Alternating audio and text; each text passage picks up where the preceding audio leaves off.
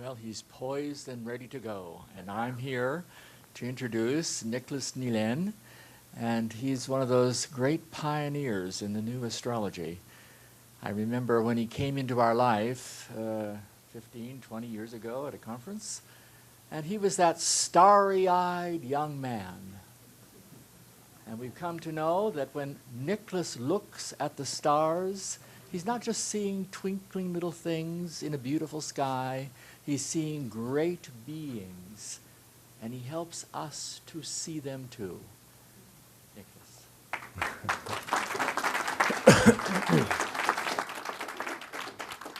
Thank you, Lawson. Okay, so today I'm going to speak about the stars, the constellations, and all the lives that are found in space. I've entitled this talk Cosmic Order as a Seed of the New World Religion, because I feel that when we contemplate the New World Religion, it will probably be in the unifying field of the stars, the constellations, and the heavens that the many nations and cultures can come together in, should we say, an easier manner than when focusing on matters of a more material, earthly nature. So to me, the heavens are a unifying field for all of humanity. And when we look through the many cultures with their legends and myths relating to the stars, we see how much in common they have already. So the foundation is already there. It's probably just for us now, as humanity, to lift our eyes in that direction, to shut down the neon signs of the earth and allow the light of the stars to penetrate into our lives here on earth. Now, that will be a drastic change for us. That will be a way for us to relate back to the source. We have defined that word religion as the relating or binding back to the source.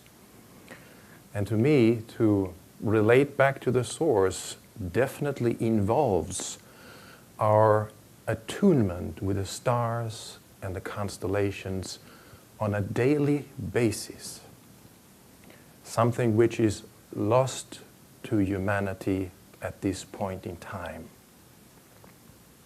And hence, humanity is separated from its source in a manner in which it does not have to be. It is separated also in the manner of the different cycles. Even the cycle of the moon, with its waxing and waning phases, is to many a novelty. That is something that has to be changed.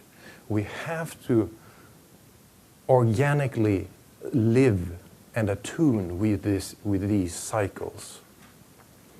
In that way, we will be able to connect with our source and eventually also find a common rhythm as a kingdom.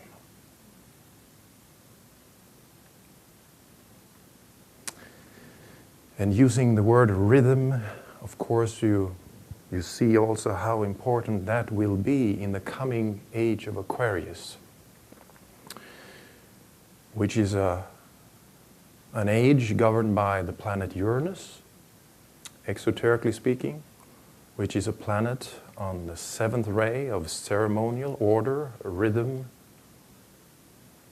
and creative manifestation. So finding that rhythm and attuning to that rhythm, that circulation, that flow, that heartbeat, that pulse is essential in the coming age.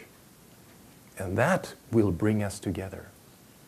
That will bring us together.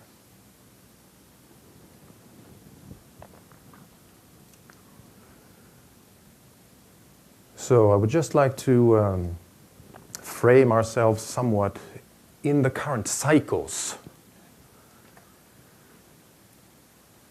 The precession cycle is one of the most important cycles that we have to deal with.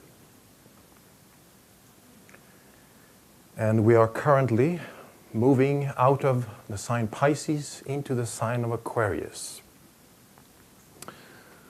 It's just interesting too to see that the glyph of the planet Uranus, which looks like this, or like this, seem to have much in common with the glyph of Pisces, wouldn't you say?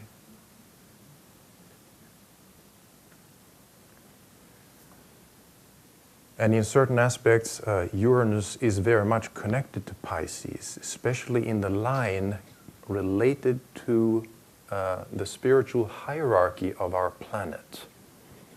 There, Pisces and Uranus find themselves related to the spiritual hierarchy of the planet and are in the same flow of energies of the greater sources, both representing the mediating aspect, the consciousness aspect, which is relating energies to humanity, which in this case represents the form aspect. So there is already a relation established between Pisces and the new ruling planet of the ages, which is Uranus here, which is kind of interesting. The precessional cycle deals with the precession of our polar axis, which moves around the ecliptic pole, the zodiacal pole, in approximately 25 or 26,000 years. And currently, we find it in this location, close to the star Polaris. But that definitely changes. As you can see, for example, the star Thuban in the Dragon was the pole star some 2,000 or 3,000 years ago. So there is shift and change when it comes to the precessional cycle, and hence there is a shift and change of the incoming of energies and forces into our planetary sphere accordingly.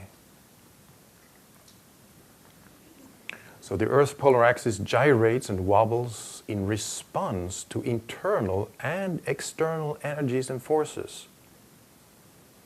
It is said that it can actually be accelerated depending on what type of energies are streaming into our planet, or retarded, as the case may be. So this gyration has the effect of precessing the equinoxes clockwise through the constellations. We all know what the equinoxes are. We have a vernal equinox and an autumn equinox related to the tropical signs of Aries and Libra. And those move through the constellations in the heavens, approximately 1 degree every 72 years, making therefore a full zodiacal cycle in approximately 25,920 years. Here you have another depiction of the path of the celestial North Pole. And again, Polaris is found here. So we're moving in this direction towards the constellation of Cepheus, the the king, also the lawgiver. We're moving out of Ursa Minor, the little bear, into the constellation of the king.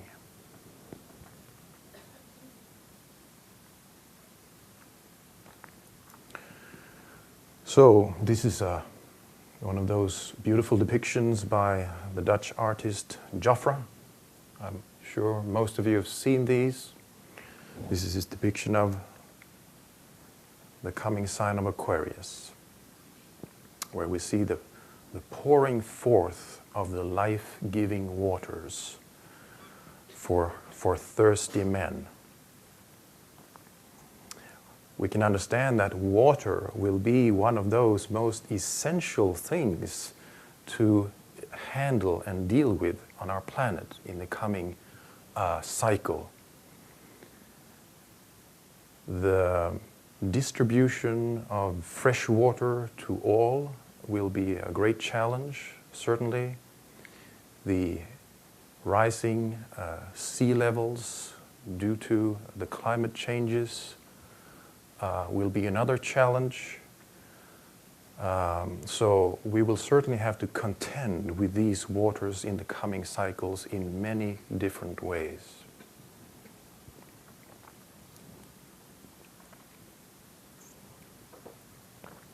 Here we have the position of the vernal equinox with respect to the constellations in the heavens. It is here in alignment, as you can see, with one of the fishes, actually. One fish is here, connected with a band to the other fish over here. So, even though there are indications that we are moving into the sign of Aquarius, these two signs are overlapping of each other, sort of indicating the fusion, the integration, and the synthesis which these two signs symbolically represent. So there will certainly be an overlay of Pisces within the age of Aquarius, both being two signs very much connected with the waters anyway. Here's another picture. You can see that they overlap because here is also the constellation of Aquarius beginning at the same time as Pisces reaches over it here.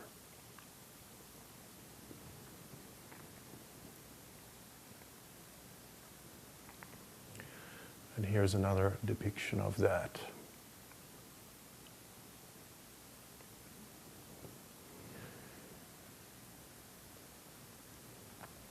The question is, when does the New Age begin? Well, it's been debated for a long time. It's probably been debated for all of the age of Pisces. When will the Aquarian age begin? One of my theories is that fiducial point, which is here indicated as the Andromeda Galaxy, which is our neighboring galaxy, which can be located with the bare eyes, with the naked eyes, can be seen as a reference point, a fiducial point from which we can take our bearings when it comes to the changing and shifting of the ages, such that Andromeda is in line with the beginning of Aries and the ending of Pisces, as you can see here. They are in alignment here. And since Andromeda is so far away, it doesn't move very quickly, and hence it's a good reference point for us to have. The other stars move because they are much closer and they are within the Milky Way galaxy, our own galaxy. And hence they shift and move, and we cannot use them as such a reference point. But Andromeda is distant and still to be seen with the naked eye, and hence its usefulness.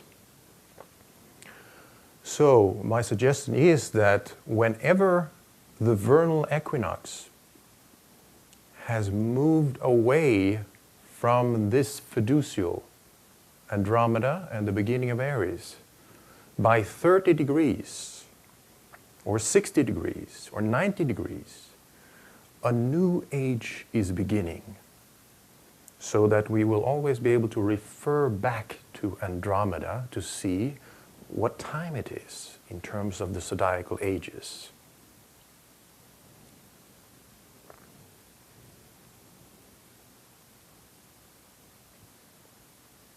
And it's not a bad fiducial point. It is pretty amazing.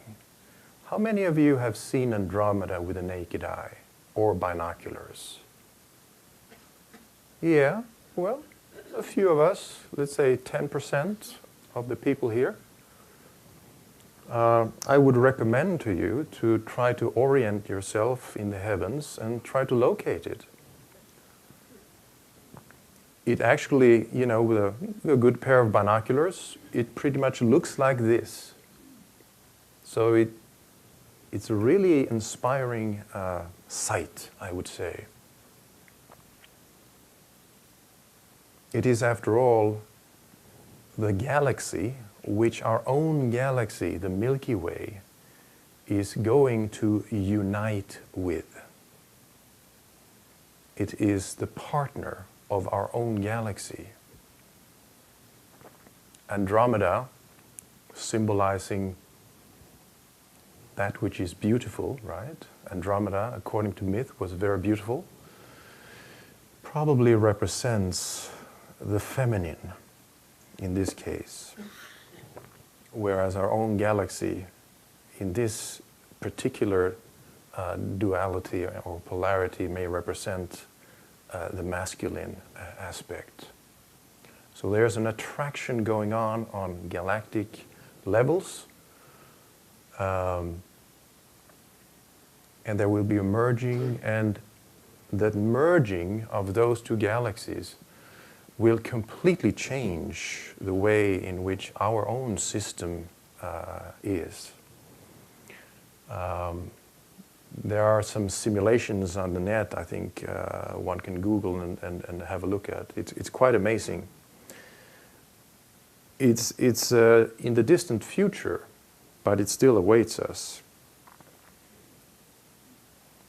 So there are changes coming up in the far distant future because of this cosmic merging. But now to the nearer future, the movement out of Pisces into Aquarius. The Tibetan says that the passing of our sun out of the sign Pisces into the sign Aquarius is another of the conditions bringing about the present confusion.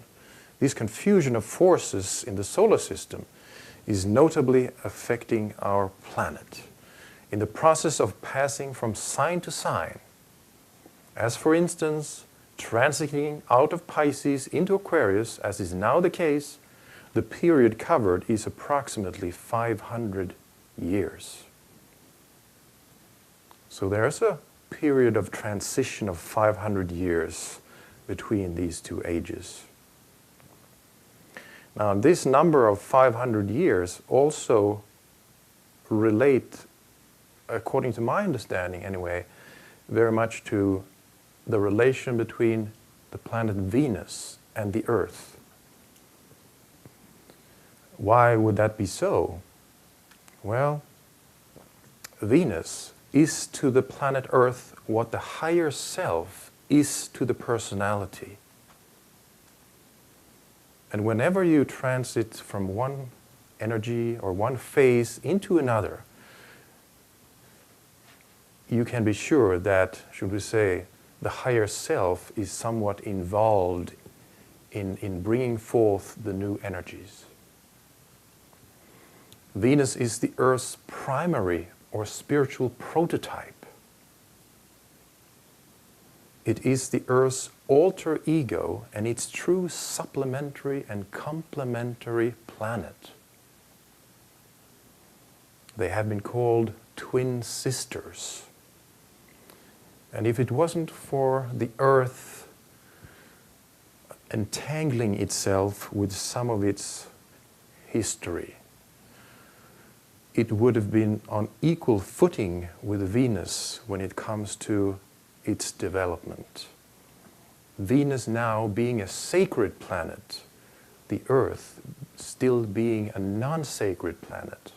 However, on the inner planes, the Earth is said to be a sacred planet, but it still has to be worked out into manifestation. And that's where the new age comes in.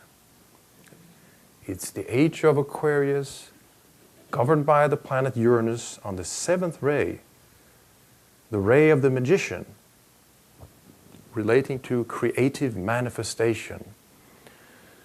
So that which is within the soul of the earth can find its way into form and matter. And this, of course, relates to the externalization of the hierarchy, the reappearance of the Christ. That which is within the soul of the earth can utilize the energies of the seventh ray and the sign of Aquarius to manifest and make real that which is true on the inner planes, but now also must take hold on the very outer planes of the earth itself. This will make the earth a sacred planet. This will initiate our planet. So that we are truly becoming a brother or a sister of Venus. So Venus is important to us. And we have just recently experienced one of those beautiful Venus transits, when Venus, as a small black dot, moves across the golden disk of the sun. So 2012, we have this movement taking place.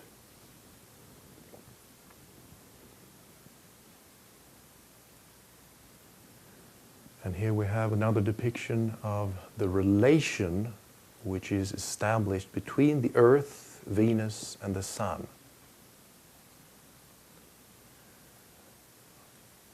And as these move, a pentagram is formed. A pentagram, of course, being related to the fifth ray, in a certain sense, which is the soul ray of Venus, most likely. The number 5 is also related to the second ray of love and wisdom, which is the ray of the earth, Earth's soul, that is, which is seeking manifestation. It is also most likely the ultimate monadic ray of Venus, which has a subsidiary 6-ray component to it.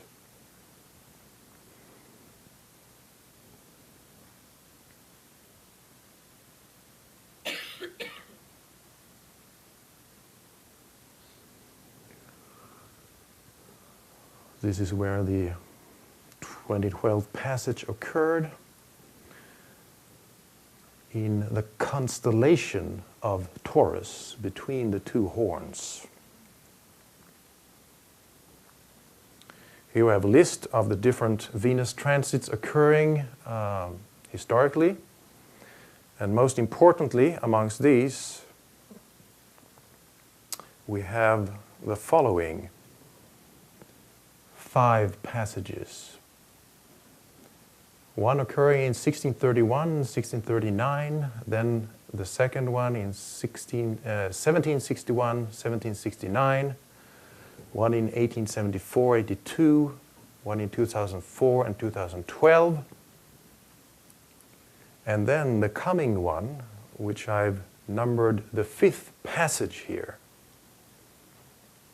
occurring in 2117 and 2125. This will then cover a transitional period of 494 years, which is approximately the 500-year period that the Tibetan mentioned as the transitional period between the two ages of Pisces and Aquarius. So my understanding is that the Venusian transits actually are like, should we say, the minute hand on the clock, indicating the more specific inflow of energies. So here at the first passage, the Aquarian energies certainly started to flow in, and there were still Piscean energies flowing in, but there is a growing influence of the Aquarian energies as these passages occur. And in the fifth passage here, in 2117, 2125, I would say that most likely that is the time when, should we say, the Aquarian energies are relatively free and unhampered by the lingering energies of the age of Pisces. So this passage should set us free and liberate us into the energies of Aquarius. Some of you will also recognize that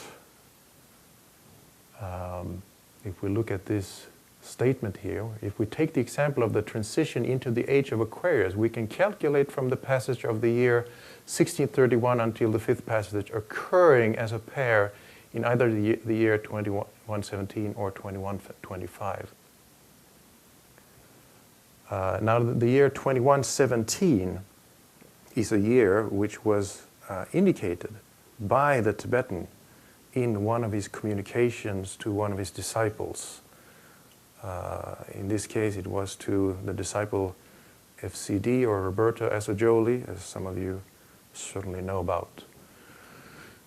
In that communication, the Tibetan says, I would remind you also that it is still a question unanswered as to whether we are as yet really entered into the sign Aquarius, meaning we are free from Pisces. It is more probable that we are simply nearing it with great rapidity, and so becoming increasingly responsive to its influences and less responsive to those of Pisces. I would suggest that another 177 years must go by before we enter into what you have called the last decan of Aquarius, but which might, from a certain point of view, be the first decan. So, 177 years. Now, this was written in 1940. If we add 177 years to that number, we arrive at the year 2117, which is when the next Venus transit occurs. But they occur at this period as a pair, so the first one is 2117 and the other one 2125.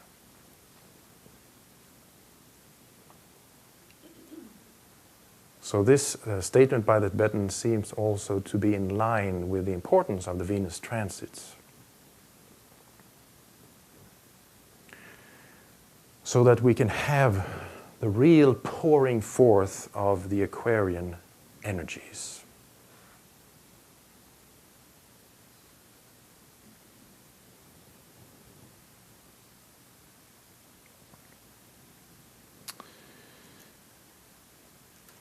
Yes.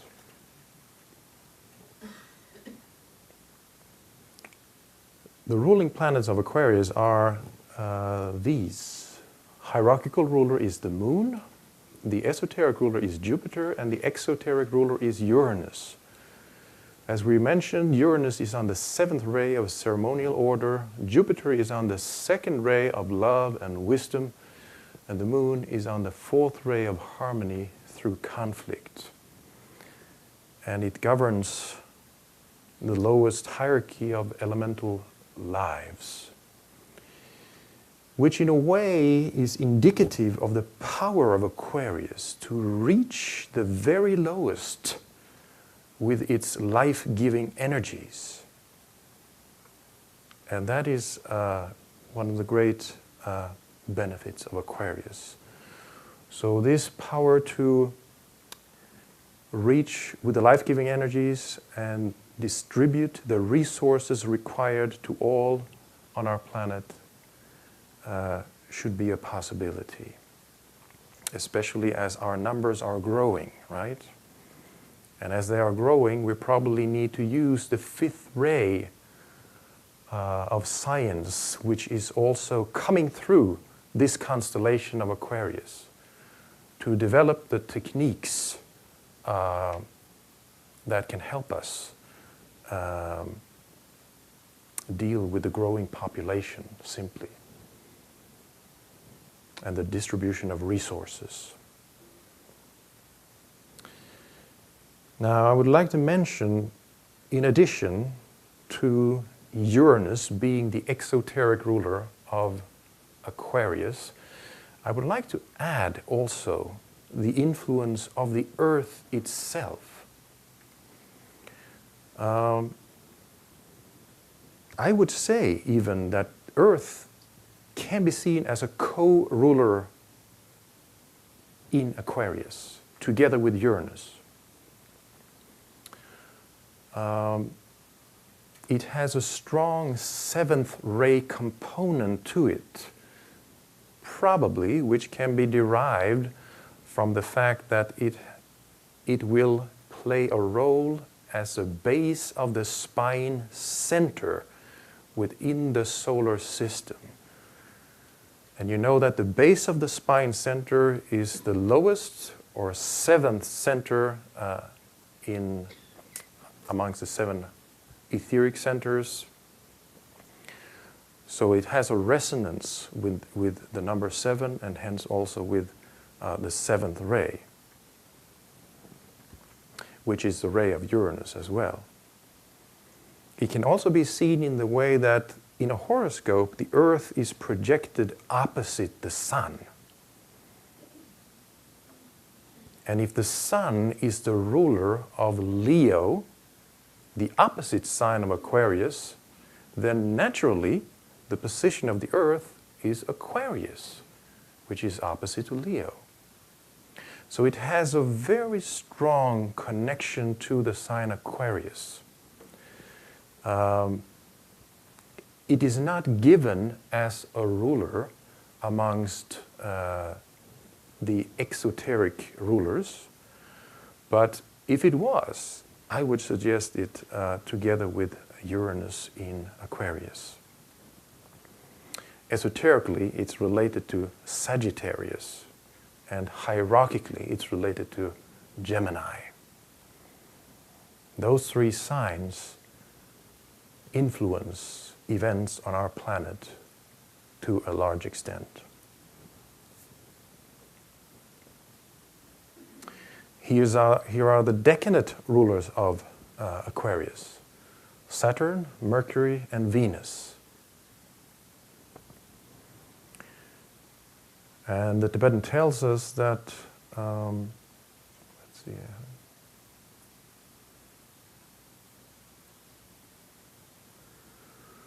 Saturn will produce the dividing of the ways. It will proffer opportunity to those who can avail themselves of it. It will bring in a period of discipline, a cycle wherein choices will be made, and through these discriminating decisions, humanity will enter into its birthright. This influence is now being strongly felt. Now it tells us that it's mainly, should we say, those who are somewhat reoriented to the spiritual life that respond to the energies of Saturn. And that would be all of you, right? So you are all coming under the influence of the first decade of Aquarius, which is Saturn. So there is actually taking place a dividing of the ways here already in the beginning of the Aquarian age. Exactly what that dividing of the ways means can be debated, but Saturn brings out that which is within us and determines much for the future, I would say. So there is a testing going on of man in this first decade of Aquarius, where each decade is, say, approximately some 700 years. So the coming 700 years or so, we will all be tested under the influence of Saturn. And much will depend on that as to the continuation of things. So opportunity, choice, change, destruction, freedom, those are all key words relating to Saturn here.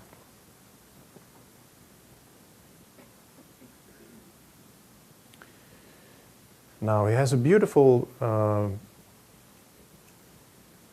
summary here. Let's see. He says the 3 decades of Aquarius, he sees them as opportunity relating to Saturn, illumination relating to Mercury, and brotherhood relating to Venus. These are the gifts that Shambhala is planning to confer upon mankind during the Aquarian age, if man will but prepare for them, accept them, and use them. Only the future will make clear man's reaction.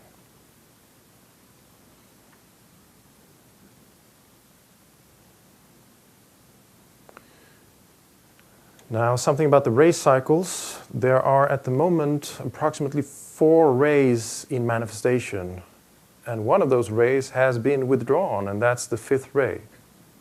So in manifestation, we have right now the 2nd ray, the 3rd ray, and the 7th ray.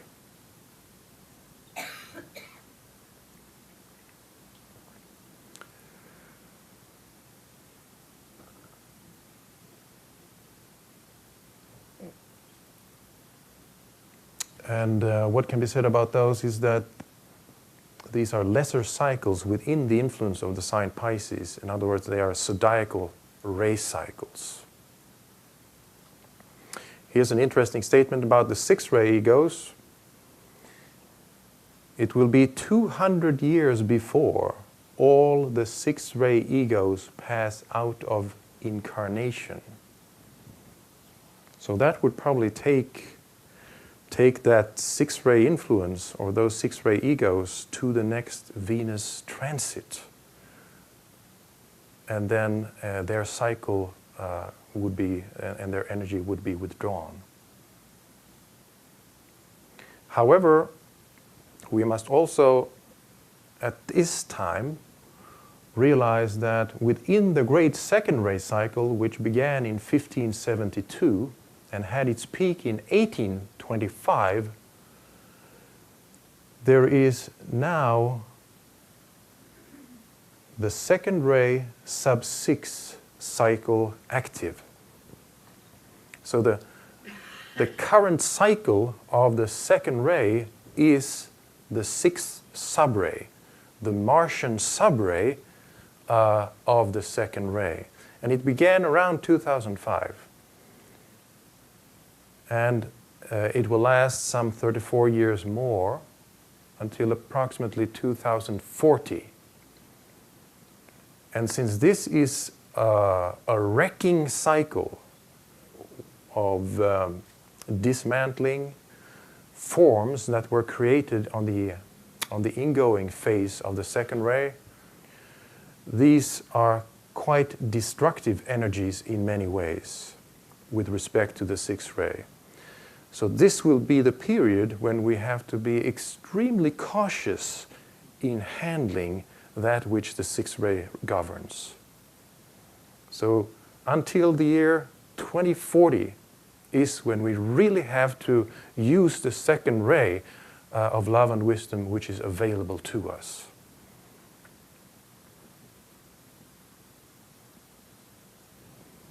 And here I have another depiction of that.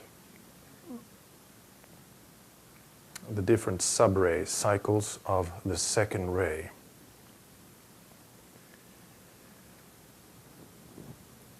All right, now let's see, we only have 1 second left. Yes. So, we're on time, right? Yeah. So, I had a few more things to say, but it will have to be for another time, right? Right, right. Any questions? Oh. Can you email this to us? It can probably be arranged if that was of interest, yes, yes. We'll give you a flash drive. Okay. This is beautiful. Is there a closing kind of thing you would do? A closing, yes, certainly. Let's see. Here is the closing. Yes. All right. Ah, yes, yes, yes. Okay.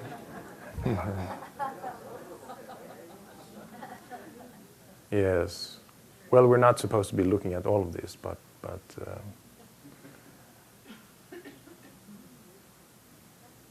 yeah. Okay.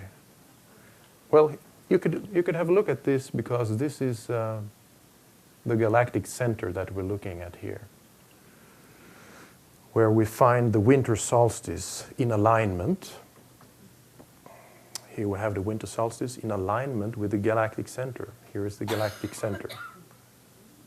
So this is the galactic plane, and now all the discussion about the year 2012 is the alignment with that galactic plane. And much can be said about that. That would be a conference in itself, I guess. But one way to look at it is that this is the birth canal of the mother, the great mother, the galactic mother. And through this birth canal, something is coming to birth, coming into manifestation. So that's the second aspect. That is the Christ energy. That is the reappearance of the Christ, which is thus indicated through this alignment. So, in brief, that would be the comment with respect to the galactic alignment. Okay. Thank you.